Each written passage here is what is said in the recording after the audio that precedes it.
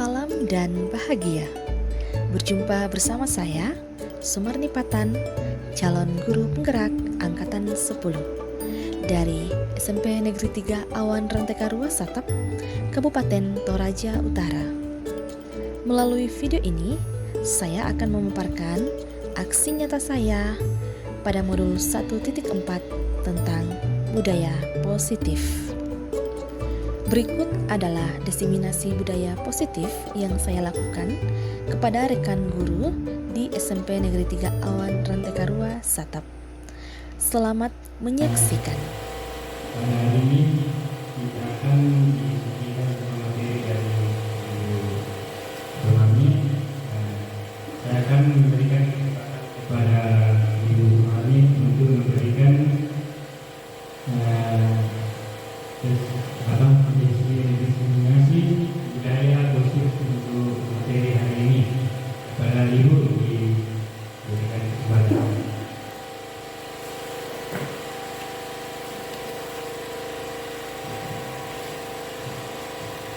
Iya, terima kasih kepada Bapak Kepala Sekolah yang telah memberikan kesempatan kepada saya untuk melakukan diseminasi budaya positif hari ini. Yang saya hormati Bapak Kepala Sekolah, juga Bapak Ibu Guru yang hadir saat ini. Saya bersyukur kepada Tuhan Yang Maha Esa karena boleh diberikan kesempatan untuk melakukan diseminasi budaya positif hari ini. Dan juga terima kasih kepada Bapak Ibu yang boleh meluangkan waktunya untuk mengikuti diseminasi budaya positif hari ini sebagai salah satu proses dari belajar saya mengikuti program guru penggerak pada angkatan 10 saat ini. Ya. Iya, Bapak Ibu, perkenalkan dalam proses program guru penggerak ini, adapun Ibu fasilitator saya yang cantik, ada Ibu Reni Theodora Antoni MM. Beliau berdomisili di Sulawesi Utara, di Minahasa. Ya, beliau sudah umur kepala 5, umur kepala 5. Tapi semangatnya luar biasa, ya, sehingga beliau ini sebagai salah satu motivator saya jadi mengikuti program guru penggerak ini karena selalu memotivasi kami yang baik, juga dalam proses pembelajaran sangat luar biasa dalam memberikan materi dan kita tidak pernah bosan dalam proses belajar bersama dengan beliau. Kemudian di samping saya yang di sebelah sana itu Bapak pengajar praktik saya, Bapak Markus Bulan SPD MBA. Beliau adalah guru di SMA Negeri 2 Toraja Utara, dan beliau juga sangat menyemangati saya dan saya selalu termotivasi dan semangat dari beliau. Jadi inilah beliau inilah yang mendukung saya dalam program guru penggerak ini, dan saya sangat kagum dengan beliau yang super hebat. Iya, Bapak Ibu, untuk kegiatan kita pada saat ini, di sini ada kesepakatan kelas. Saya sudah tayangkan di slide. Silakan Bapak Ibu, jika ada yang mau ditambahkan atau dikurangi atau diperbaiki. Yang pertama yaitu meminta izin saat meninggalkan ruangan. Yang kedua, saling menghargai dan terlibat aktif dalam diskusi serta mengikuti kegiatan dengan gembira. Dan yang ketiga, mengikuti kegiatan sampai selesai. Bagaimana Bapak Ibu, apakah sepakat dengan kesepakatan kita ini atau ada yang mau ditambah atau dikurangi? Sepakat. Baik, terima kasih Bu. Jadi kita sudah sepakat ya. Nah, Bapak Ibu, melalui materi tentang budaya positif ini, di sini ada pertanyaan pemantik sebelum kita lanjut ke materi-materi yang lebih seru lagi. Ya, berkaitan dengan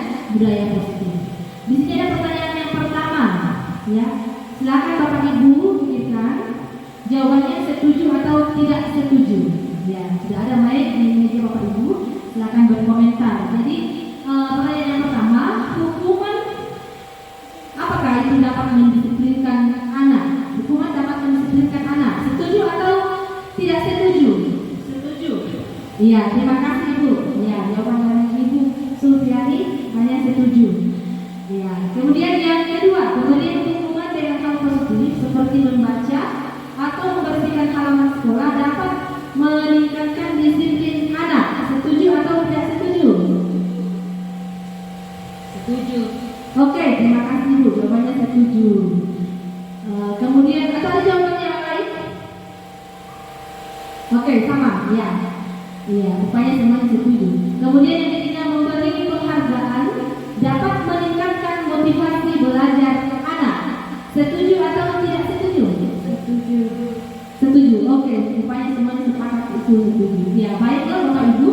Jawaban Bapak Ibu tadi kita akan sama-sama bahas untuk materi ke depan. Apakah sesuai dengan yang Bapak Ibu sudah sampaikan, setuju atau tidak setuju?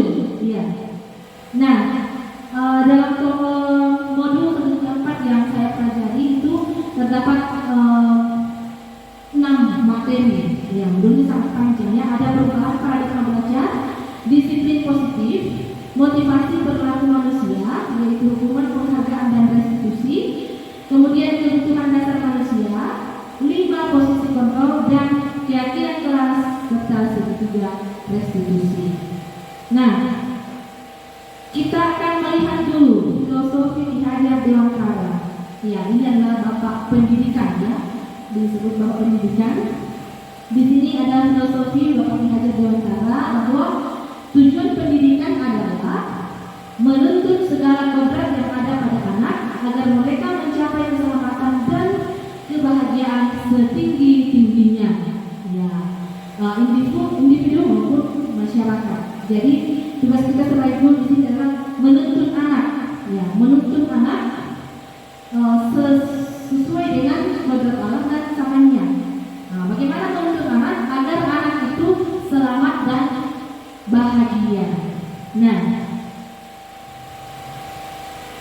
dengan memahami pemikiran Bapak Ki Hajar Dewantara, maka peran kita sebagai guru adalah sebagai penuntun, ya, penuntun murid. Nah, jadi guru hendaknya menuntun murid untuk mencapai potensi terbaik yang mereka miliki sesuai kodratnya, bukan memaksakan kehendak para murid. Ya, jadi anak-anak kita itu Bapak Ibu masing-masing punya potensi, ya, sama dengan kita. Kita juga masing-masing sudah punya potensi, sudah punya bakat masing-masing. Ya, tugas kita sebagai guru adalah menuntun, ya, untuk mencapai potensi terbaik yang mereka miliki sesuai kodratnya tanpa paksaan. Kalau dulu kita mungkin sering dididik bahwa kamu harus jadi guru, kamu harus jadi dokter, ya, kamu itu harus pintar di matematika. Nah, sekarang tidak Bapak Ibu, ya, sekarang kita harus memahami kira-kira apa potensi dari anak-anak didik saya ini. Ya, misalnya si A potensinya apa, si B potensinya apa, dan potensi yang mereka miliki itu yang harus kita tuntun, ya, sebagai seorang guru tanpa memaksakan, ya. Dan percaya Bapak Ibu bahwa anak-anak didik kita itu unik, ya, memiliki potensi yang berbeda-beda. Nah, perubahan paradigma bahwa ilusi guru itu mengontrol murid, ilusi bahwa kritik dan membuat orang merasa bersalah dapat menguatkan karakter, ini perubahan paradigma ya. Ilusi bahwa orang dewasa memiliki hak untuk memaksa, dan ilusi bahwa semua penguatan positif, efektif dan bermanfaat. Ya. Kita akan belajar bersama perubahan paradigma stimulus respon, teori kontrol atau teori pilihan. Ya, siapa sesungguhnya yang memiliki kontrol? Ya, siapa sesungguhnya yang memiliki kontrol? Pada tabel di slide terlihat bahwa kalau kita mencoba mengubah orang agar berpandangan sama dengan kita, ya. Nah, teori kontrol atau pilihannya kita berusaha memahami pandangan orang lain tentang dunia. Ya, itu paradigma barunya. Kemudian perilaku guru dilihat sebagai suatu kesalahan. Nah, teori kontrolnya atau pilihan itu semua perilaku memiliki tujuan, ya. Jadi kalau misalnya ada perilaku yang kita pandang itu buruk, ya,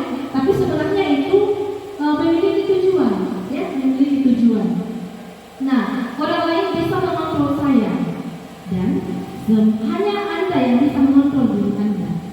Ya. Saya bisa mengontrol orang lain. Anda tidak bisa mengontrol orang lain. Nah, berikutnya pemaksaan ada pada saat rujukan gagal. Dan contohnya kolaborasi dan konsensus menciptakan pilihan-pilihan baru. Kemudian model berpikir menang atau kalah. Ya, model berpikir menang. Jadi ini perubahan paradigma. Ya, stimulus respon teori kontrol. Siapa sesungguhnya yang memiliki kontrol? Nah, dari paradigma tadi kita akan belajar mengenai makna disiplin yang berkaitan dengan materi tadi. Jadi disiplin ini berasal dari bahasa Latin yaitu disciplina yang artinya belajar. Makna asal dari kata ini berkonotasi dengan disiplin diri dari murid-murid Socrates dan Plato. Disiplin diri membuat orang menggali potensinya menuju sebuah tujuan apa yang dia hargai. Namun dalam budaya kita, makna kata disiplin telah berubah menjadi sesuatu yang dilakukan seseorang pada orang lain untuk mendapatkan kepatuhan. Kecenderungan umum adalah menghubungkan kata disiplin dengan ketidaknyamanan, bukan dengan apa yang kita hargai atau pencapaian suatu tujuan dunia. Jadi Bapak Ibu selama ini kalau berbicara, silakan Bapak. Ya, jadi selama ini kalau berbicara mengenai kata disiplin, ya kita selalu berpikir bahwa hukuman, ya peraturan, apalagi tanggung jawab, ya. Nah, di kalimat terakhir dibawa bahwa namun mereka makna disiplin telah berubah menjadi sesuatu yang dilakukan seseorang pada orang lain untuk mendapatkan kepatuhan. Nah, kecenderungan umum adalah menghubungkan kata disiplin dengan ketidaknyamanan, bukan apa yang kita hargai atau pencapaian suatu tujuan dunia. Kadang-kadang kalau kita menganggap disiplin ini sebagai yang sudah disampaikan tadi, itu adalah motivasi dari luar, tidak menghubungkan motivasi itu dari dalam. Jadi kalau kita mau disiplin harus karena ada ini itunya, ya bukan bahwa kebiasaan saya disiplin itu motivasinya harus dari dalam. Ya sama halnya dengan anak-anak kita di kelas, mereka kadang-kadang disiplin karena ada maunya, takut hukuman, takut tidak dihargai, ya akhirnya mereka disiplin. Tapi inilah peran kita Bapak Ibu, bagaimana kita menumbuhkan disiplin ini dari dalam. Ya, mari kita akan belajar bersama mengenai disiplin positif. Ya, disiplin itu harus lahir dari diri sendiri sehingga dapat mendorong seseorang untuk menggali potensinya menuju sebuah tujuan, sesuatu yang dihargai dan bermakna. Sama halnya dengan anak-anak kita Bapak Ibu, kalau disiplin sudah dari dalam dirinya, tentu anak tersebut dapat menggali potensinya, untuk mencapai sebuah tujuan. Nah, begitu juga dengan kita. Pasti Bapak Ibu biasa mengatakan bahwa kalau ini dari dalam diri saya pasti hasilnya akan seperti apa. Ya, kalau ini dari luar pasti juga akan seperti apa. Yang kedua, disiplin mengajarkan bagaimana cara mengontrol diri dan bagaimana menguasai diri untuk memilih tindakan yang mengacu pada nilai yang kita pelajari. Ya, bagaimana mengontrol diri kita? Tentu kalau disiplin dari dalam, tentu kita bisa mengontrol diri. Ya, tentu kita dapat mengontrol diri dan bagaimana menguasai diri untuk memilih tindakan, ya, yang mengacu pada nilai yang kita pelajari. Sama halnya di kelas, kalau misalnya anak kita mau menunjukkan disiplin yang ada dalam dirinya, tentu dapat menguasai dirinya. Oh, ini boleh saya lakukan, ini tidak boleh, ya. Ini dapat menunjang prestasi saya dan sebagainya. Kemudian disiplin positif itu akan berdampak pada sikap bertanggung jawab terhadap yang dilakukannya. Jadi kalau misalnya disiplin positif itu timbul dari dalam diri sendiri, kalau kita sudah terapkan itu pasti kita akan bertanggung jawab, ya. Sama ada dengan anak-anak kita. Kalau dikasih tugas di kelas, ya, kalau anak kita yang menunjukkan sikap disiplin yang ada dalam dirinya, pasti tanggung jawabnya dipertanggungjawabkan dengan baik. Ya, inilah disiplin positif. positif Bapak Ibu. Nah, ada teori motivasi perilaku manusia. Ya, untuk lanjut di materi berikutnya mengenai teori motivasi perilaku manusia, Bapak Ibu, mari sekarang kita explain dulu supaya mengikuti kegiatannya dengan lebih semangat lagi. Yang sudah ngantuk-ngantuk bisa kembali bersemangat, ya, dan yang jenuh bisa kembali fokus lagi untuk mengikuti materi ini. Mari Bapak Ibu berdiri di depan untuk kita melakukan explain dulu. Silakan Pak. Iya, boleh berpasangan ya. Silakan berpasangan. Ya. Kita semuanya berpasangan ya, kecuali saya. Iya, silakan Bapak Ibu berpasangan. Jadi untuk ekspresi kali ini cara mainnya begini. Coba berpasangan dulu Bapak Ibu. Ya. Oke, nanti Ibu berpasangan ya. Oke. Cara mainnya kadang-kadang sedikit. Ya, kadang-kadang sedikit. Tapi ya, saya membutuhkan sesuatu di sini. Ya. Kalau mangga mundur, kita coba dulu. Jeruk maju, apel diam di tempat, durian ambil. Ya, jadi silakan siapa yang paling cepat pasti dapat sesuatu.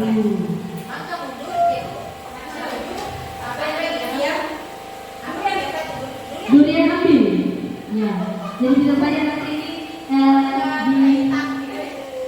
di bawah ya.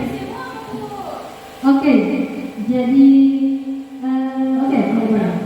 Ya, lihat ya, fokus Bapak Ibu. Saya ulang sekali lagi. Kalau mangga mundur, jeruk maju, apel diam di tempat, durian ambil. Mau ambil durian banyak duriannya Bu. Ya. Oke, fokus. Jeruk. Rupanya belum. Pas aku lihat ya. Apel.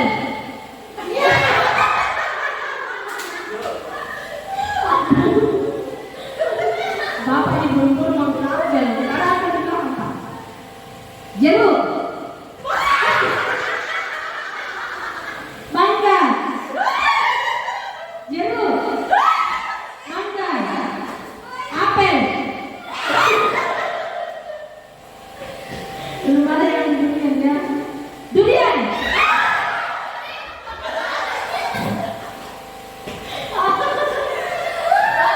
Iya. Oke, terima kasih Bapak Ibu. Nanti durian yang sudah didapat silakan dinikmati. Iya, silakan dinikmati sambil mencuri. Oke. Iya, terima kasih Bapak Ibu. Ternyata masih fokus ya. Oke. Nah, Bapak Ibu mari kita kembali ke slide. Di sini ada disiplin positif itu ada 3 kaitan yang sangat umum dengan disiplin positif. Ya.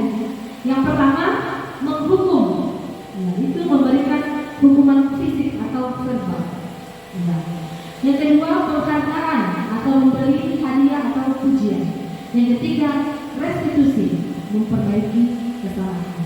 Ini yang akan kita kupas tuntas satu-satu untuk materi kita pada hari ini. Nah, jadi kalau selama ini banyak yang suka menghukum, nanti kita belajar bersama gimana itu tentunya. Ya. Teori motivasi, hukuman dan penghargaan. Ada 3 motivasi perilaku manusia. Ya. Untuk menghindari ketidaknyamanan atau hukuman, untuk mendapatkan penghargaan atau imbalan dari orang lain, dan untuk menjadi orang yang mereka inginkan dan menghargai diri sendiri dengan nilai-nilai yang mereka percaya. Nah, Bapak Ibu,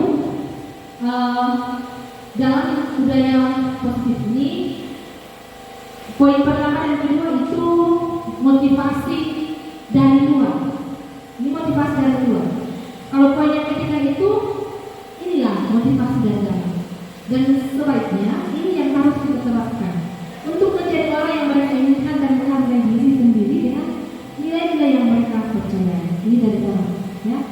Kalau pertama yang kedua itu menghindari ketidaknyamanan lingkungan dari luar, ya. Untuk mendapatkan penghargaan dan peran dari luar itu juga dari luar, ya. Nah, jadi berkaitan tadi dengan kata disiplin positif, ya.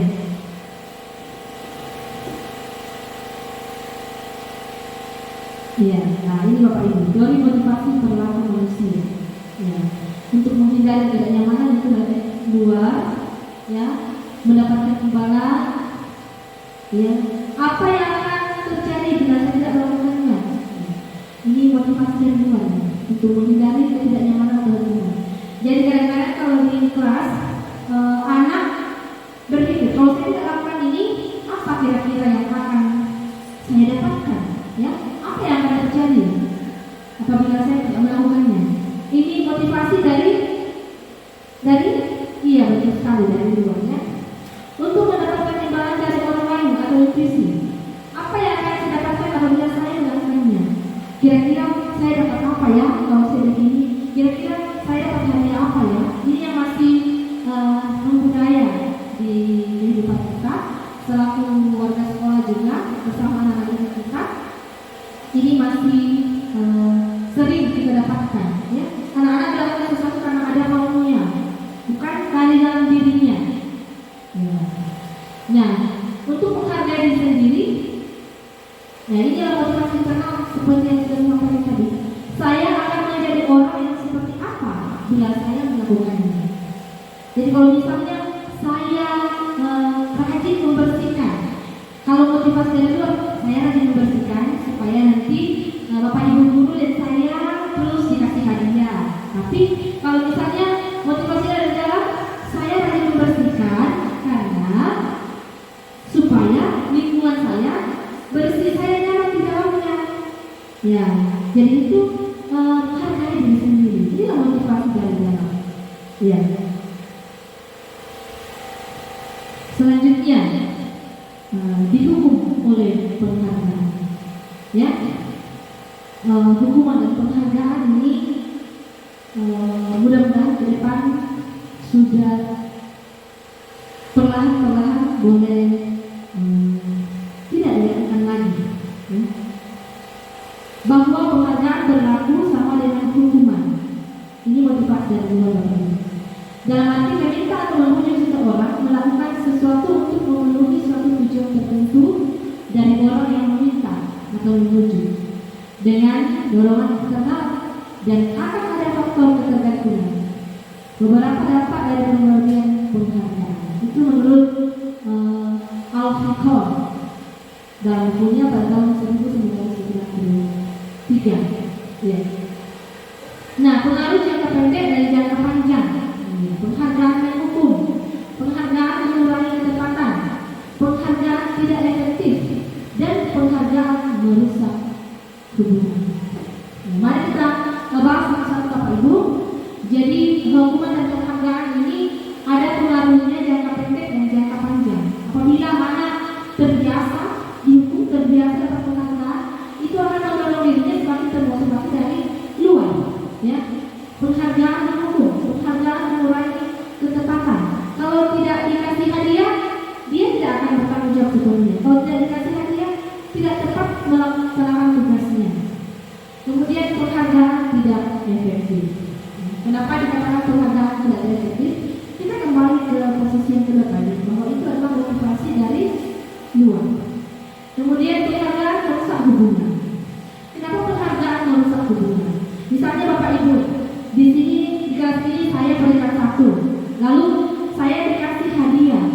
Nah, pasti rekan-rekan saya, teman-teman saya yang tidak dapat hadiah, bisa aja di sini iri, ya, iri bahwa dia dapat hadiah, berarti dia itu begini, berarti dia begini. Otomatis pasti ada rasa iri, ya. Iya. Ada sedikit-sedikit kasih hadiah, nah, pasti teman-temannya lain iri. Nah, bukan berarti Bapak Ibu bahwa hadiah tidak perlu atau penghargaan tidak perlu kepada orang lain, perlu. Cuman bagaimana kita mengurangi, ya, mengurangi cara ini, bukan sering-sering. Ya. Kemudian penghargaan yang paling efektif juga itu mungkin bisa melalui kata kata-kata motivasi, ya seperti itu. Nah, didukung oleh penghargaan. Juga penghargaan dapat menurunkan kualitas. Ya, kenapa menurunkan kualitas? Seperti yang saya katakan tadi, nanti ada sedikit maunya baru lakukan dengan baik supaya dihargai. Kalau tidak mau, ya kita dibiarkan saja. Penghargaan mematikan kreativitas. Penghargaan juga mematikan kreativitas. Kenapa penghargaan mematikan kreativitas? Bisa saja di sini anak-anak kita yang selalu dihargai, ya, dengan yang jarang kita hargai. Bisa saja yang jarang itu malah semakin malas untuk berkreasi, semakin malas untuk melakukan kreativitas yang seharusnya mereka juga punya potensi, ya. Kemudian penghargaan mengurangi motivasi intrinsik. Ya, itu tadi. Kalau misalnya motivasi intrinsiknya kurang, tidak fokus bahwa kalau saya lakukan ini pentingnya bagi saya bagaimana, ya. Karena itu tadi, iri dengan teman-temannya yang selalu dihargai, sehingga dia merasa minder, oh apakah saya ini tidak ada gunanya atau seperti apa. Nah, bentuk program kebajikan atau apresiasi apa yang harus kita lakukan untuk menghargai apa yang dilakukan oleh anak-anak didik kita. Dalam memberikan apresiasi dan pengakuan perlu diingat beberapa hal. Yang pertama, beri pengakuan secara khusus. Yang kedua, beri pengakuan secara pribadi. Yang ketiga, beri pengakuan kepada semua murid secara bergantian. Yang keempat, beri pengakuan secara konsisten dan fokus pada proses. Jadi untuk menghilangkan hal-hal tadi yang sudah saya sampaikan yang mematikan itu dengan penghargaan, maka kita harus melakukan ini, ya. Boleh pengakuan diberikan secara khusus, pribadi, ya, kepada semua murid, jangan hanya si A saja, jangan hanya si B saja, tapi semua murid. Karena ingat Bapak Ibu bahwa semua murid itu memiliki potensi, ya. Jadi jangan bilang karena si itu begini, saya begini tidak kali.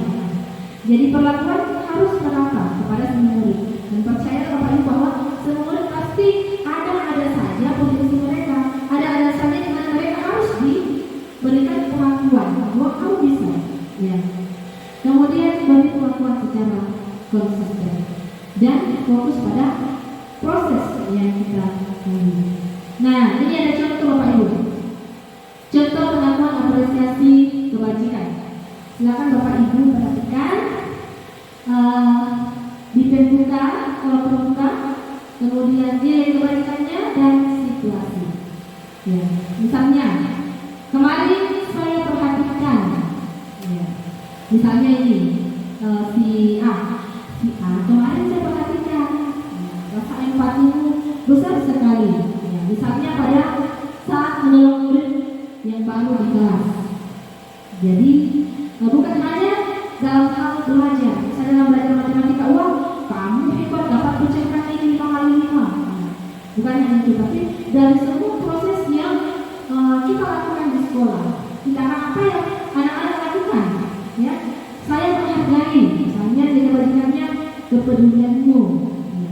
Pada saat kamu membantu teman-temanmu di tugas kelompok. Nah, terima kasih untuk. Nah, nilai kebajikannya misalnya rasa tanggung jawabmu. Pada saat kamu menemukan kertas-kertas yang berserakan di lantai. Jadi ada saja hal-hal yang bisa kita lakukan untuk mengungkapkan pengakuan kepada anak-anak didik kita. Ya, kalau di kelas tentu Bapak Ibu sudah sering melakukan ini, ya. Kalau misalnya ada yang paling pertama datang di kelas atau di sekolah, wah kamu rajin sekali, itu termasuk pengakuan yang dapat membangkitkan motivasi intrinsik anak. Ya, pasti kalau dia aku seperti itu, wah besok saya akan akan lebih rajin lagi datang. Misalnya seperti itu. Nah, Bapak Ibu, di sini ada perbedaan hukuman dan konsekuensi. Kalau tadi hukuman di awal tadi, kalimat pengantin tadi, ada yang menjawab bahwa setuju hukuman dilakukan untuk anak. Nah, mari kita perhatikan Bapak Ibu, di sini perbedaan hukuman dan konsekuensi. Boleh dibaca satu-satu, mulai dari Pak Dedi. Silakan nomor 1. Ini termasuk apa Pak Dedi?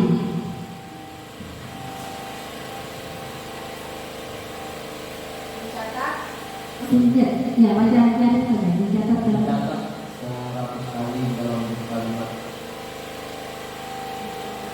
dalam buku kalimat. Saya tidak akan terlambat lagi karena terlambat ke sekolah. Iya, apakah itu konsekuensi atau hukuman? Nah, jawabannya di sana adalah hukuman. Nah, jadi mungkin ini sering kita lakukannya. Ya, silakan selanjutnya Ibu. Lari mengelilingi lapangan basket 2 kali karena terlambat hadir di sekolah. Iya, termasuk hukuman. Iya, oke, lanjut. Murid diminta untuk push up 15 kali karena tidak menggunakan masker ke sekolah. Termasuk hukuman. Oke, selanjutnya Ibu. Menggantikan kertas tugas teman yang telah dicoret-coret. Ya, termasuk konsekuensi. Ya. Nah, selanjutnya ke bawah, membersihkan tumpahan air di atas meja, tulis karena tersenggol. Ini tidak disengaja ya, tersenggol, bukan tersengaja. Itu konsekuensi, ya. Kemudian murid disuruh untuk menggunakan sepatu sehari di sekolah, tidak menggunakan sepatu hitam. Ya, ini hukumannya. Kemudian lari mengelilingi lapangan basket 2 kali karena terlambat 10 menit untuk pelajaran PJOK. Itu juga hukuman. Jadi dari kalimat-kalimat ini Bapak Ibu, kita dapat menyimpulkan bahwa hukuman dan konsekuensi itu berbeda. Jadi kalau misalnya tidak disengaja, ya, tidak disengaja, misalnya kayak tadi itu menggantikan kertas tugas teman yang telah dicoret-coret. Dia coret-coret, berarti dia sengaja dicoret-coret, tapi dia digantikan kembali. Itu konsekuensi namanya. Konsekuensi dari apa yang sudah dilakukan. Dia bertanggung jawab menggantikan. Nah, lain dengan lari mengelilingi lapangan basket 2 kali karena terlambat hadir di sekolah. Ini dia dihukum. Posisinya dia di sini dihukum karena dia lari, ya. Dia lari karena terlambat.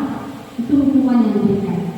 Jadi harus bedakan mana hukuman, mana konsekuensi. Ya, dalam hal ini mungkin kalau misalnya konsekuensi menuju ke arah yang lebih positif, ya, bukan berarti lari negatif, tapi setidaknya di sini lari ini menggunakan lari di lapangan ini bisa saja nanti kalau misalnya ada yang dapat fisiknya melemah, bisa nanti tambah drop, kan karena yang negatif, begitu. Ya. Kemudian perbedaan hukuman dan konsekuensi ini. Ya. Hukuman sesuatu yang menyakitkan harus terjadi.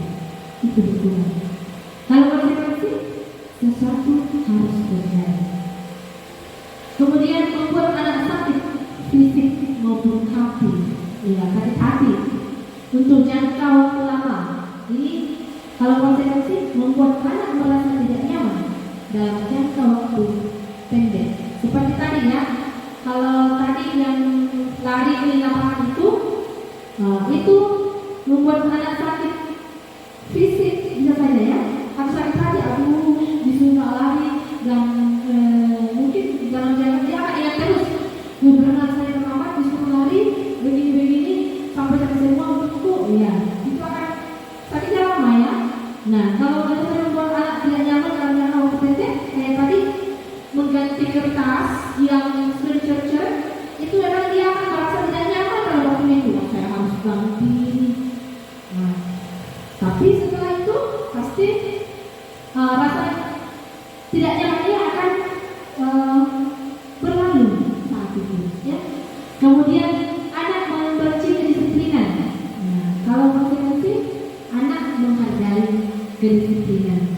Ya, kalau kayak tadi disuruh lari, itu bilang disuruh lari, ya, aduh, ya itu kalau tidak disiplin kita. Nah, tapi kalau konsekuensi ada hal-hal yang lebih memotivasi anak untuk melakukan disiplin ini. Anak akan lebih menghargai kedisiplinan. Paksaan atau hukuman itu bersifat paksaan, ya. Nah, kalau konsekuensi stimulus atau tanggapan. Kemudian mendorong anak menyakiti diri sendiri.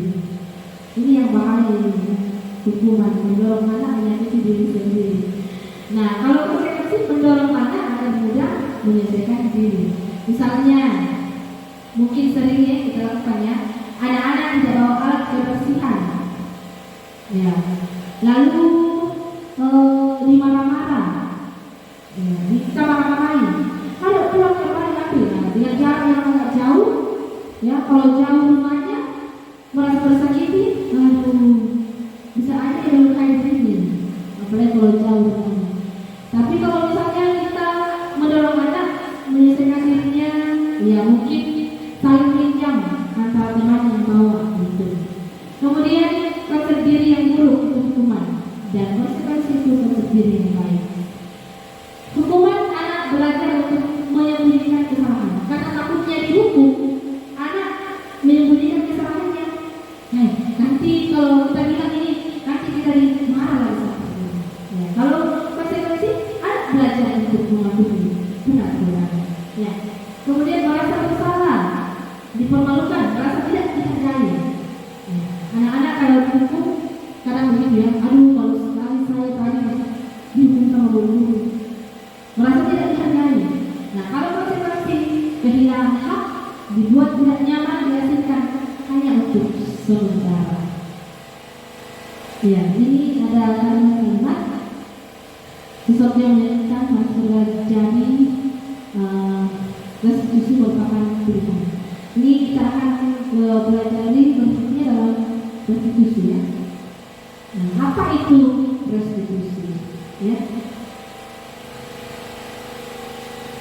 Jadi dari tindakan-tindakan yang anak-anak kita buat di sekolah, kalau kita melakukan hukuman konsekuensi, ya. Nah, ini ada restitusi, bukan resti, ya. Ya, ini restitusi. Ya. Jadi apa itu restitusi? Nah, restitusi adalah proses menciptakan kondisi bagi murid untuk memperbaiki kesalahan mereka sehingga mereka bisa kembali pada kelompok mereka dengan karakter yang lebih kuat. Restitusi juga merupakan proses kolaboratif yang mengajarkan murid untuk mencari solusi untuk masalah mereka dan membantu murid berpikir tentang orang seperti apa yang mereka inginkan, ya, dengan tujuan mulia, dan bagaimana mereka harus memperlakukan orang lain. Itu restitusi, ya. Nah, kita akan lebih jauh mengenali ada 9 ciri-ciri restitusi, ya. Jadi kalau misalnya ke depan, yang Bapak Ibu yang suka menghukum termasuk saya sadar bahwa selama ini saya selaku guru itu banyak sekali menghukum, lebih banyak menghukum ketimbang konsekuensi. Ya, jadi setelah mempelajari modul 1.4 ini menjadi lebih positif, saya dari berbagi baik dengan teman-teman dari inovasi juga Bapak pengajar praktek, saya kemudian tahu bahwa ternyata ada solusi, ya, yang lebih baik dari hukuman itu, ya. Dengan ciri-ciri pernyataan tadi Bapak Ibu tentu sudah dapat berpikir hari ini bahwa tadi di awal pertanyaan tematik menghukum dapat mengingatkan anak, ternyata ada konsekuensinya, ada aturan yang mengingatnya bahwa ini tidak bagus, ya. Dan seharusnya kita menggunakan konsekuensi. Nah, untuk ciri-ciri restitusi ini bukan untuk menebus kesalahan, namun untuk belajar dari kesalahan, memperbaiki hubungan, tawaran dengan paksaan. Restitusi menuntut untuk melihat ke dalam diri. Restitusi mencari kebutuhan dasar yang berdasarkan tindakan. Restitusi diri adalah cara yang paling baik. Restitusi fokus pada karakter bukan tindakan. Dan restitusi fokus pada solusi. Kemudian restitusi mengembalikan murid yang berbuat salah pada kelompoknya. Ya, Bapak Ibu, kalau misalnya kita baca dari 9 ciri ini, restitusi ini sangat baik, ya, sangat bagus pilihan untuk digunakan dalam menyelesaikan masalah, apalagi semua dengan anak-anak didik kita. Ya, jadi dapat memperbaiki hubungan, ya, belajar dari kesalahan. Ya, kadang-kadang kalau misalnya ada anak kecil yang berbuat salah, dipanggil langsung dimarah-marah. Kenapa kamu melakukan itu? Tidak boleh itu, salah itu. Tanpa harus mencari tahu dulu kira-kira apa alasan tindakan yang mereka lakukan itu, kenapa mereka melakukan itu. Iya. Nah, Bapak Ibu, sebelum kita berestitusi, terlebih dahulu kita harus tahu dulu kebutuhan dasar manusia. Ya. Ada 5 kebutuhan dasar manusia. Ya. Mungkin bisa dibaca Bapak Ibu, 5 kebutuhan dasar manusia. Silakan Ibu, apa yang pertama manusia? Kasih sayang dan rasa diterima. Oke, kasih sayang dan rasa diterima. Kemudian yang kedua, penguasaan, iya. Yang ketiga, kebebasan, oke. Yang keempat, kesenangan, iya, betul. Dan yang kelima adalah, iya. Oke, betul sekali. Tentang kita semua. Iya, bertahan hidup. Inilah 5 kebutuhan dasar manusia. Iya, termasuk kita. Ya, kita butuh yang namanya bertahan hidup. Kita butuh yang namanya kebebasan. Kita butuh yang namanya kesenangan. Kita butuh kekuasaan dan kita juga butuh kasih sayang dan rasa diterima. Itu sama halnya dengan anak-anak didik kita. Ya, mereka juga butuh ini. Ya, jadi kadang-kadang kalau misalnya di kelas ada yang berulang, ya, pasti di situ ada salah satu kebutuhan yang tidak terpenuhi. Ya, misalnya anak ini berasal dari keluarga broken. Pasti kasih sayang dan rasa diterimanya itu sangat dibutuhkan di situ. Ya, misalnya anak ini tadi di rumah tidak sarapan lalu ke sekolah. Nah, kira-kira kebutuhan apa yang tidak terpenuhi Bapak Ibu? Kalau misalnya anak kita tadi tidak sarapan lalu ke sekolah, kira-kira kebutuhan apa yang tidak terpenuhi? Ayo. Iya. Iya. Tepuk satu untuk Ibu. Ya, oke. Jadi bertahan hidup. Nah, itu yang harus kita pahami bahwa anak saya tadi tidak sarapan, makanya dia begini di kelas. Bagaimana kita sebagai guru untuk mengarahkan agar anak ini boleh kembali bersemangat? Ya, apakah kita ajak makan dulu, kecil dulu kali ya? Atau mungkin dia mau bertahu, oke, tidak apa-apa. Kita kasih kesempatan untuk makan sebentar. Makanya ada teman-temannya, tapi cari tempat yang nyaman, misalnya di kantor. Lalu baru lanjut lagi, karena percuma kita lanjut terus belajar kalau dia tidak fokus dengan apa yang disampaikan. Ya, seperti itu Pak Ibu. Nah, di sini ada 5 posisi kontrol guru. Kita selaku guru punya 5 posisi kontrol yang harus kita miliki. Yang pertama yaitu, ya, apakah ini ada sama Bapak Ibu atau tidak ada? Ya, tentu ini nanti kita akan bahas kira-kira yang mana yang tepat untuk guru miliki. Ya, ada penghukum, terus membuat rasa bersalah, teman, pemantau dan manajer. Ya. Kalau tadi ini semua pasti ada sama guru ya. Pasti semua dimiliki guru ya. Guru zaman lalu, tapi guru zaman now dan guru yang akan datang harus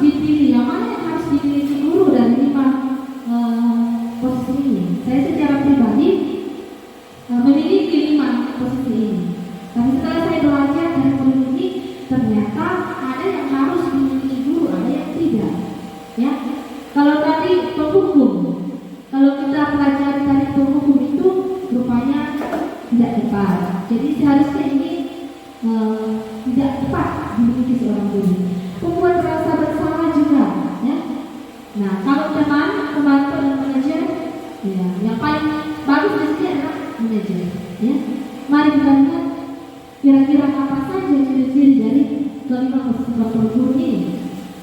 Ya, nah silakan dibaca Bapak Ibu, masih kelihatan. Kalau pendukung itu seperti apa? Membuat orang bersama-sama kayak gimana? Kalau sebagai teman bagaimana? Kalau penonton bagaimana? Kalau manajer seperti apa? Ya, silakan dibaca. Nanti Bapak Ibu berkomentar. Kira-kira yang mana yang Bapak Ibu miliki selama ini, dan yang mana yang akan Bapak Ibu terapkan ke depan. Iya, silakan Bapak Ibu, kira-kira ada yang mau berkomentar, yang mana yang selama ini dilakukan dan yang mana yang mau diterapkan ke depan setelah belajar dari budaya positif ini. Ya, silakan Bu. Baik, terima kasih Ibu. Setelah membaca materi tentang 5 posisi kontrol, setelah saya mengingat-ingat dan saya merenungkan, kira-kira saya sebagai guru, posisi kontrol saya itu bagaimana? Menurut saya, secara refleksi saya, yang pertama mungkin itu saya sebagai seorang guru yang penghukum. Yang kedua, membuat orang merasa bersalah. Begitu juga pemantau dan teman. Kadang-kadang juga saya melakukan di posisi control manager, tapi mungkin itu masih belum terlalu saya lakukan. Dan setelah saya membaca dan memahami tentang 5 posisi kontrol guru, saya rasa memang yang paling terbaik untuk kita laksanakan itu adalah sebagai seorang manajer. Terima kasih. Iya, luar biasa. Iya, kita beri tepuk tuan. Tepuk dua, oke. Iya, tepuk dua untuk Ibu Dwi sudah menyampaikan pendapatnya dan iya, luar biasa. Sudah mengakui bahwa beliau juga sering sebagai pendukung, sering membuat orang bersalah, ya, kadang-kadang jadi teman, dan ternyata sudah biasa menerapkan sebagai manajer, walaupun tadi disampaikan belum maksimal. Oke, tidak apa-apa Bu, nanti ke depan silakan diterapkan. Iya. Masih ada yang berkomentar dengan ini? Iya. Kira-kira ini juga sebagai refleksi itu bahwa sebagai guru selama ini saya begini, ternyata seperti yang disampaikan tadi, saya itu paling banyak di posisi kontrol dan hukum selama ini. Ya. Teman, oke, sorry. Pemantauan juga biasa dan membuat orang merasa bersalah. Manajer ini yang masih guru. Masih ada yang berkomentar dengan ini? Oke, ya silakan Pak Denny yang ganti. Maaf Pak. Ya, terima kasih semuanya Bu. Kalau posisi 5 posisi kontrol, jujur saja yang lebih sering saya dengar daripada menghukum, karena menghukum tadi membuat orang merasa bersalah, kadang juga kadang dan cukup jarang menjadi teman. Jangan. Tapi secara pribadi saya berkenal bahwa kenapa kemudian saya seperti itu, karena kondisi dan keadaan yang ada di lingkungan di sekolah, dan faktor yang terutama adalah bahwa kita berada di tingkat SMP yang kemudian berhubungan dengan motivasi di luar dan dalam itu yang kenapa kemudian ada dari kebiasaan, bahkan dari pergerakan dengan anak atau siswa kita dari rumah itu memang prosesnya tidak akan bisa, bukan tidak akan bisa, cenderung memang ditanamkan kebiasaan menerima hukuman, tidak dibiasakan menanamkan motivasi dari dalam. Jadi mereka masuk di SMP, SMP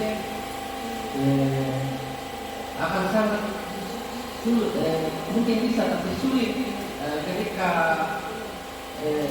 langsung yang tentu akan berproses, tapi langsung dikatakan kita mulai berproses memasukkan supaya mereka menanamkan motivasi dan menumbuhkan motivasi dalam diri sendiri. Kebanyakan mereka mengharapkan dorongan dari luar, kebiasaan menerima penghargaan, kebiasaan menerima apresiasi yang tinggi untuk apa yang mereka lakukan, dan itu terpola. Jadi agak susah kita harapkan tanpa adanya hukuman dan yang lain-lain tadi itu. Saya tapi saya tangkap ini. Ya, baik, terima kasih Pak. Iya, iya. Jadi yang disampaikan Pak tadi luar biasa ya. Kita beri tepuk dua. Iya, 2 kali itu Pak. Terlalu semangat teman-teman. Iya, yang disampaikan Pak tadi memang benar. Ya, saya juga sepakat dengan itu. Tapi dengan adanya materi tentang budaya positif ini, kita akan belajar ke depan bagaimana menerapkan hal-hal yang harus sesuai dengan budaya positif ini. Kita akan berusaha untuk menerapkan ini, belajar, saling berbagi, kolaboratif ya. Kita akan kolaboratif untuk menerapkan ini sehingga motivasi anak-anak itu dari dalam dirinya, bukan dari luar. Iya, oke, terima kasih atas partisipasi Bapak Ibu dalam menjawab pertanyaan. Dan ini kita akan analisis bersama ini. Ini ada pertanyaan lagi.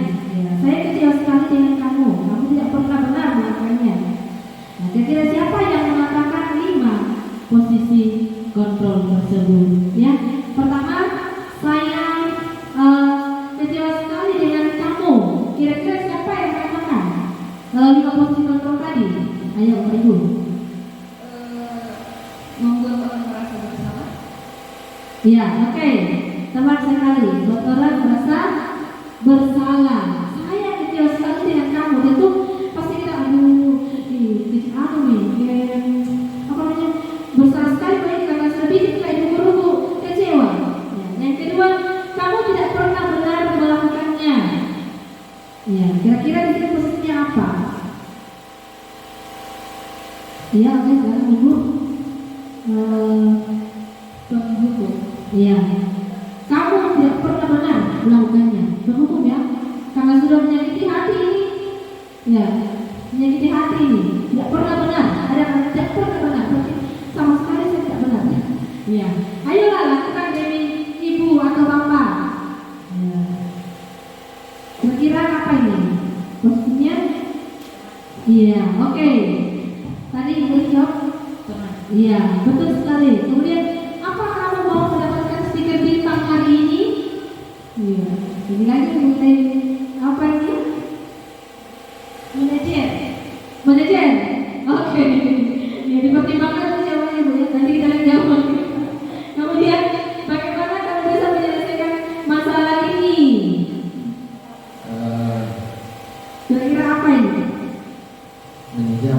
Manajer. Oke, terima kasih jawabannya Pak. Kamu selalu yang paling terakhir. Biasanya kalau di kelas, kamu yang paling sering terakhir ini, terlambat menulis ini. Kira-kira apa ini posisi kontrol ini? Membuat orang merasa bersalah. Oke, kontrol merasa bersalah. Baik, terima kasih jawabannya Bapak Ibu. Mari kita lihat apakah jawaban Bapak Ibu benar. Deng deng deng deng. Iya. Iya, jadi kamu selalu yang paling terakhir itu juga berhukum ya. Kemudian bagaimana kamu bisa menyelesaikan masalah ini? Nah itu manajer, karena menawarkan solusi kepada anak ya. Bagaimana kamu menawarkan solusi? Maksudnya, apa kamu mendapatkan stiker bintang hari ini? Mantap. Kalau yang prioritas sudah benar tadi ya. Oke, selanjutnya. Nah, untuk menerapkan segitiga solusi, kemudian supaya ketika ada anak-anak yang melanggar, kita kembalikan di sini, arahkan di sini. Keyakinan kelas merupakan aturan kelas yang mengedepankan nilai kebajikan universal yang menjadi kesepakatan bersama, dan nilai ini yang akan mendorong setiap murid dan dalam dirinya untuk senantiasa berperilaku positif di lingkungan kelas maupun sekolah secara umum. Jadi terlebih dahulu Bapak Ibu dari kelas harus membuat keyakinan kelas, ya, yang kita sepakati bersama. Jadi keyakinan kelas ini harus disepakati bersama, bukan hanya murid, bukan hanya guru, tapi kita semua harus sepakati bersama. Lalu kita pajang di kelas. Ya. Nah, mengapa tidak peraturan saja? Mengapa harus keyakinan kelas? Ya, kalau selama ini kayaknya kita lebih banyak ke peraturan, ya, bukan keyakinan kelas. Mengapa kita memilih peraturan harus menggunakan helm bila mengendarai kendaraan roda dua? Mengapa kita memiliki peraturan 3M? Ya, mengapa kita memiliki peraturan harus datang tepat waktu? Ya.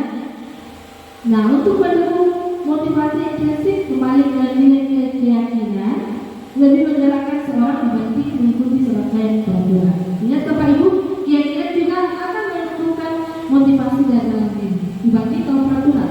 Ya, oke. Nah, ini ada lagi tugas kita ini. Ya, kira-kira nilai kebajikan apa? Nilai kebajikan apa yang terkandung dari setiap peraturan yang ada di depan ini? Ya. Kalau tadi keyakinan itu ya mengandung nilai yang kita sepakati bersama, nilai baik ya, hal baik. Sudah dijelaskan di awal tadi, ya. Oke, kira-kira selalu kembalikan buku ke tempatnya. Itu nilai kebajikannya apa Bapak Ibu? Tanggung jawab. Tanggung jawab. Oke, baik. Terima kasih Bu. Ibu jawab tanggung jawab. Ya. Kalau dilarang dengan orang lain, kira-kira itu apa ya? Nilai kebajikannya apa? Menghormati orang lain. Menghormati orang lain, ya. Kemudian ada di sekolah yang berdasarkan seluruh pembelajaran yang lain. Apa ya? Ya? Komitmen. Oke. Dilarang melakukan kekerasan. Apa itu? Nilai kebajikannya apa? Keselamatan, menghormati orang lain. Oke, keselamatan menghormati orang lain. Oke. Dilarang menggunakan narkoba. Dicatat, oke. Bergantian atau menunggiran atau antri. Dan yang terakhir, antri, sabar, sabar. Kemudian yang terakhir, jangan berlari di kelas atau koridor. Apa? Jangan berlari di kelas atau koridor. Keselamatan. Mari kita cek apakah jawaban Bapak Ibu sudah. Ya. Ya, ternyata semuanya. Ternyata kita oke. Semuanya pintar. Nah, segitiga restitusi seperti yang saya sampaikan tadi, itu ada 3 tahapan yang harus kita lakukan, ya. Yang pertama yaitu menstabilkan identitas. Yang kedua, validasi tindakan yang salah, dan yang ketiga adalah menanyakan keyakinan. Jadi ini 3 tahapan yang harus ditempuh dalam menyelesaikan suatu masalah dengan menggunakan segitiga restitusi. Nah, mari kita lihat kira-kira menstabilkan identitas, validasi tindakan yang salah, dan menanyakan keyakinan itu seperti apa? Nah, ini ada nomor segitiga. Ya. Di bawah menstabilkan identitas. Setiap orang pasti pernah melakukan kesalahan. Kita stabilkan identitas itu, ya. Kamu bukan salah satunya yang pernah melakukan ini. Nah, stabilkan dulu identitasnya, kesalahannya. Nah, kalau validasi, kamu tentu punya alasan mengapa melakukan itu, ya. Ada cara yang lebih efektif untuk mendapatkan apa yang kamu butuhkan. Nah, kalau menanyakan keyakinan, nilai apa yang telah kita sepakati, ya. Kamu ingin menjadi orang seperti apa? Jadi dari keyakinan yang sudah kita buat tadi, kita kembali ke sini anak-anak kita. Dari keyakinan yang sudah disepakati, nilai apa yang tidak kita sepakati, yang kamu sudah langgar. Ya, jadi pentingnya membuat keyakinan kelas, ya. Kita akan siap bersama untuk membuat anak merasa gagal karena berbuat salah menjadi positif terhadap dirinya. Itu menstabilkan identitas. Ya. Bagaimana kita membuat anak yang sudah merasa gagal karena berbuat salah menjadikan hal itu positif terhadap dirinya? Nah, seperti yang saya sampaikan tadi, dalam tahapan menstabilkan identitas, kita dapat saja ya berbuat salah itu manusiawi seperti itu. Karena memang ya Bapak Ibu, kita itu tidaklah manusia yang tidak pernah berbuat salah. Pasti kita semua pernah berbuat salah ya. Nah, kita pasti bisa menyelesaikan permasalahan ini, ya. Nah, siapa yang salah, Bapak Ibu tetap tidak tertarik untuk menyelesaikan masalah. Kalau kamu menyalahkan diri sendiri terus menerus, apakah kamu bersikap baik pada diri sendiri? Jadi disinilah kita mulai merasuki pikiran anak, ya, untuk menggali agar dia mau bercerita tentang apa sebenarnya masalahnya ini, ya. Kemudian pada tindakan yang salah. Nah, di sini membantu murid mengenali basic kebutuhan dasar yang ingin dipenuhinya ketika melakukan kesalahan itu. Tentu Bapak Ibu, anak-anak kita kalau melakukan kesalahan pasti ada alasannya, ya. Pasti mereka itu punya sesuatu alasan kenapa saya melakukan ini. Misalnya dia berkelahi, pasti ada alasannya. Tanyakan dulu, ya. Pada dasarnya setiap tindakan manusia tujuannya adalah memenuhi kebutuhan, ya. Nah, di sini kita guru bisa berkata, kamu bisa saja melakukan hal yang buruk, tapi kamu tidak melakukannya. Ya. Jadi anak-anak, ya, berarti saya masih belum melakukan hal yang buruk ini. Nah, kemudian kamu pasti punya alasan mengapa melakukan hal ini. Ya, apa kira-kira yang alasannya? Ya? Nah, apakah kamu bisa melakukan dengan lebih baik besok lagi? Ya, terus kamu boleh tetap berusaha menjaga sikap, tapi tambahkan sikap yang lain yang lebih bagus, mungkin lebih bagus. Oke. Selanjutnya menyediakan keyakinan. Nah, untuk menyediakan keyakinan di sini anak melihat kesalahannya dihubungkan dengan norma sosial dan nilai-nilai yang mendasari manusia berinteraksi dengan orang lain. Ya, kalau misalnya tadi sudah ada kesepakatan kelas kita, sudah ada keyakinan kelas, ya.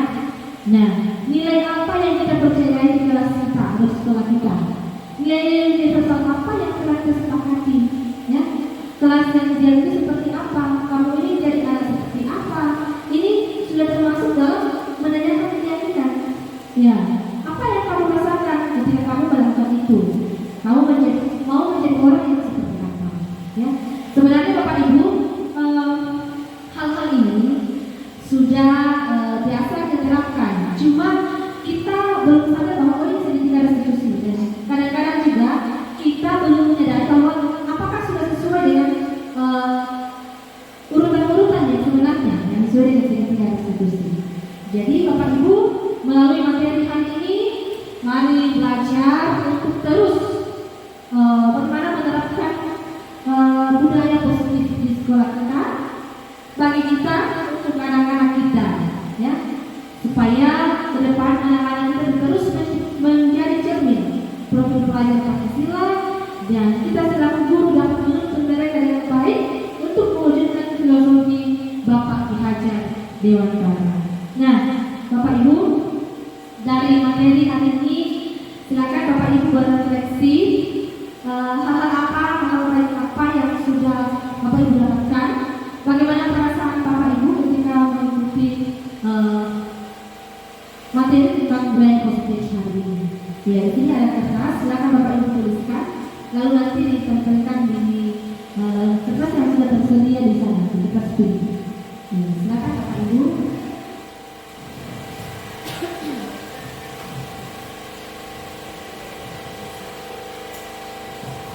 Iya, saya kasih waktu 5 menit ya. Ya, silakan Bapak Ibu mencatat refleksinya hari ini, silakan dituliskan, lalu nanti kita tempelkan di kertas yang sudah tersedia, ya, kertas warna pink di sana. Jadi kira-kira hal baik apa yang bisa didapatkan hari ini, atau bagaimana perasaan Bapak Ibu ketika mengikuti diseminasi budaya positif hari ini?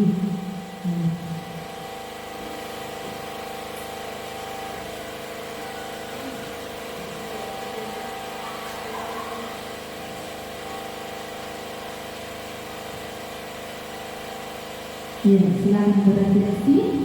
Nanti nanti ada satu orang yang baca di depan bersama dengan saya. Bisa baca refleksinya. Ya. Dan jadi mari kita merefleksikan setiap hal yang sudah kita lakukan.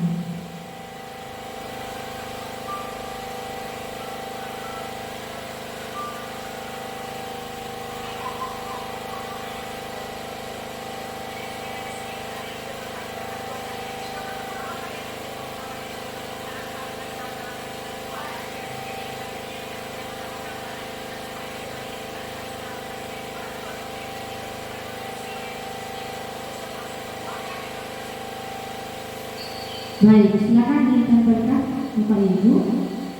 Mari Pak, boleh ditempel di sini. Kita kasih warna pink. Boleh dikasih warna pink.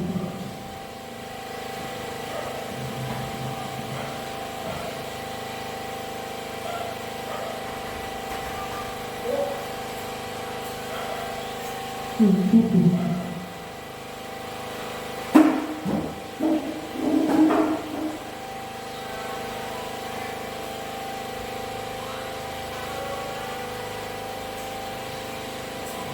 Iya, silakan.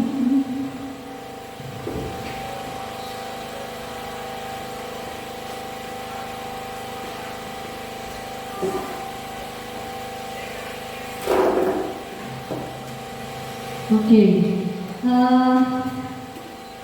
boleh Pak, siapa yang akan membacakan refleksinya hari ini?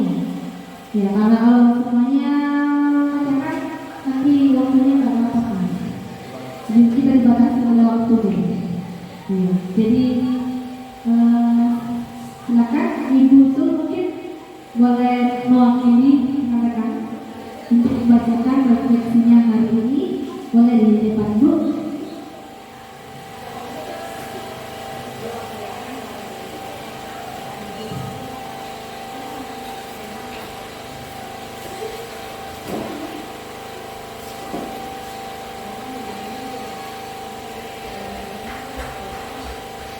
Oke, ya silakan Ibu.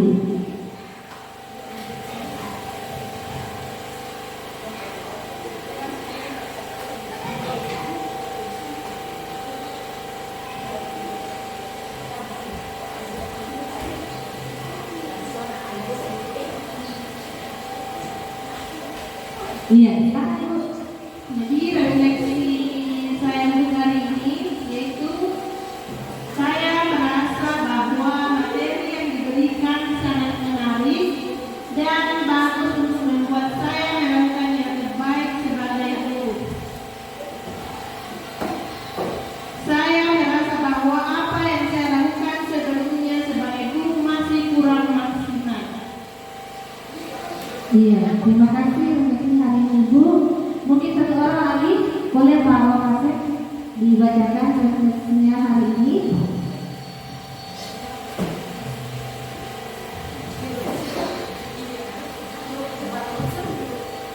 Terima kasih. Materi ini sangat baik karena mengajak kita untuk bisa berbudaya yang positif untuk diterapkan di lingkungan sekolah kita. Terima kasih. Iya, terima kasih untuk kita semua. Kita masih untuk semua. Terima kasih sudah berefleksi Bapak Ibu. Iya, jadi sudah dituliskan. Iya, coba ya.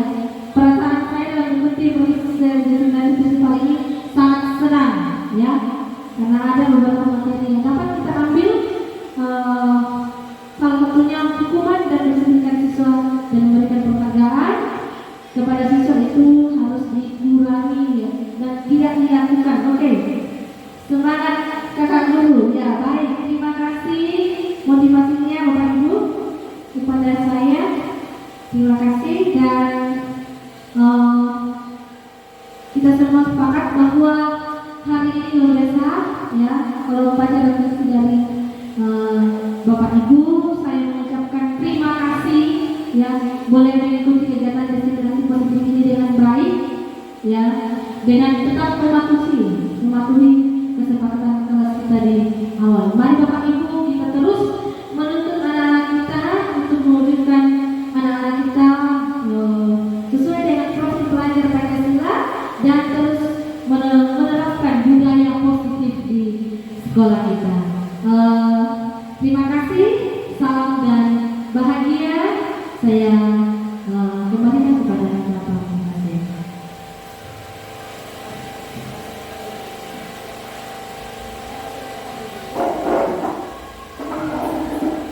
Ya,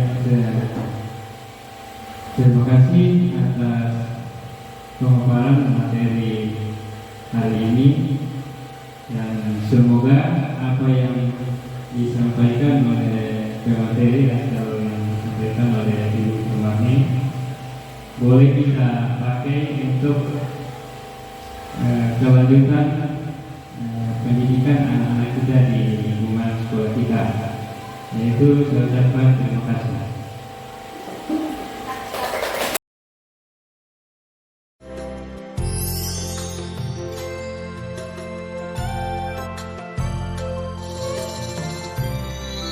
Silakan anak-anakku tempelkan kesepakatan kelas yang sudah kalian catat. Ayo, silakan.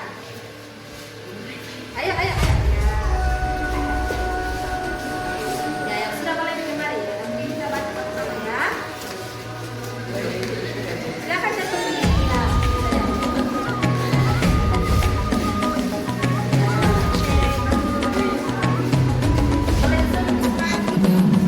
Bukalah matamu, saatnya meraih mimpimu. Arahkan pandangan ke depan, Tuhan kan menuntun. Kesepakatan kelas yang sudah kalian tuliskan ini. Sadarlah masa berganti, tantangan kan kita hadapi. Bergantangan untuk negeri, era kita menanti berseri. Kita pelajar Pancasila, kita benar berjalan sila-sila. Kita pelajar Pancasila, ayo kita jaga untuk Indonesia. Bersatu dalam perbedaan, berpegang tangan dan berlari. Singkirkan egomu, oh kawan, demi negeri ini. Carilah generasi emas, cerdas harapan itu kita. Berjuang dan harus berani, kita terus torehkan